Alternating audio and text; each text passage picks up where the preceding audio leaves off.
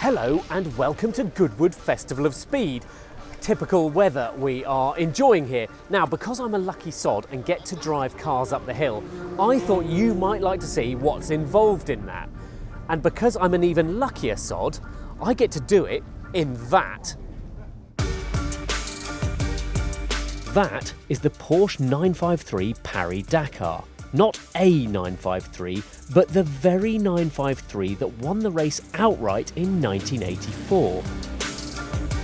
It was the first ever four-wheel drive 911 and the precursor to the 959 that came along the following year. It has a 5-speed manual gearbox and a 300 horsepower flat 6. It also looks chuffing mega, and given the conditions we've got, it's just about the perfect weapon for tackling the hill. So this is one of the assembly areas at Goodwood, which is really noisy obviously, but it's where you can't get everybody else into. So the cars come from their covered areas down into here, they're assembled here before they go down to the start. So it's noisy, it's exciting, you've got lots going on, a little bit nervy, but I'm driving the Dakar, so what can possibly go wrong?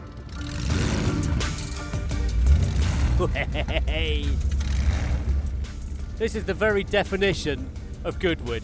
There's a panic, the marshals tell you to go, and then nothing happens. Then you've got to show them your gloves. Never driven this car before. The whole thing with Goodwood is you do not do the hill to learn about the car. You do the hill to be part of the event. And it's such a good event to be part of. And they want me to go. Follow where they point.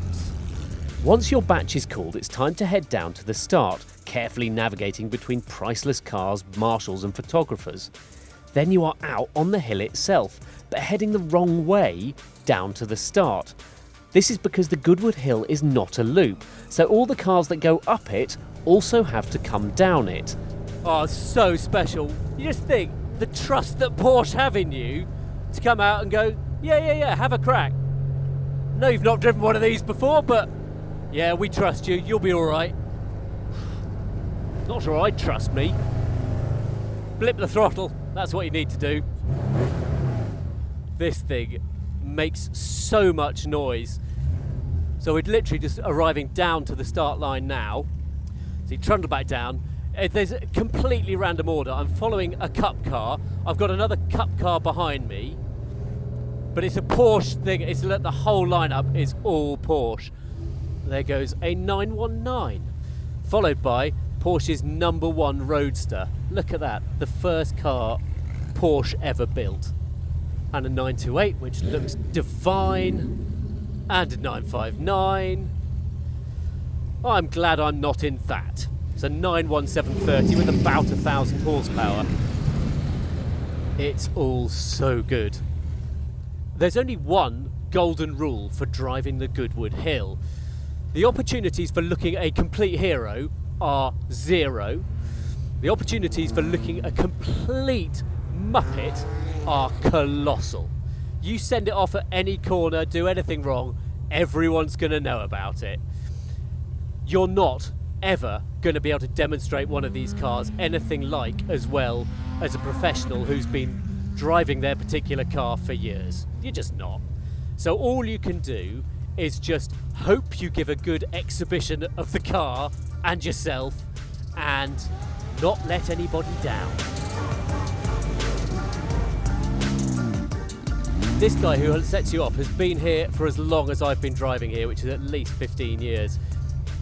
And because it's a demo run, and all it's so informal, he just lifts his hand when he's ready to let you go. In first gear, and he's given me the beckon. So let's go. There we go, second gear.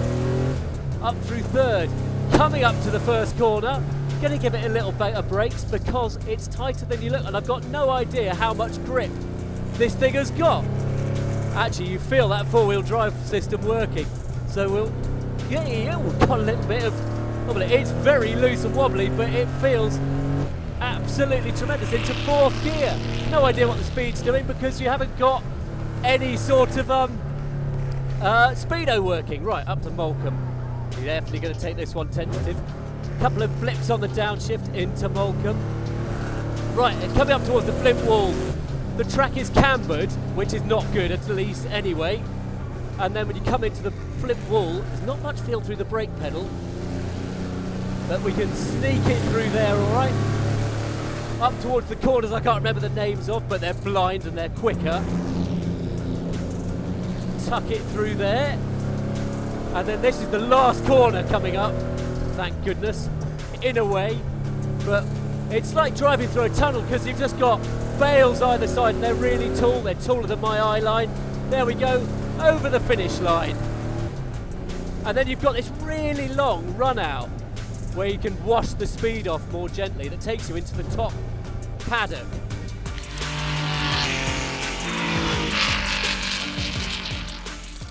The top paddock is your decompression chamber. You've made it up unscathed, so can hop out and chat to the other drivers. Oh my god, that's fast. How long you spend up here depends on whether there have been any issues getting the next batch down to the start line. On this occasion, all went smoothly, and we were called back to the cars after only a couple of minutes.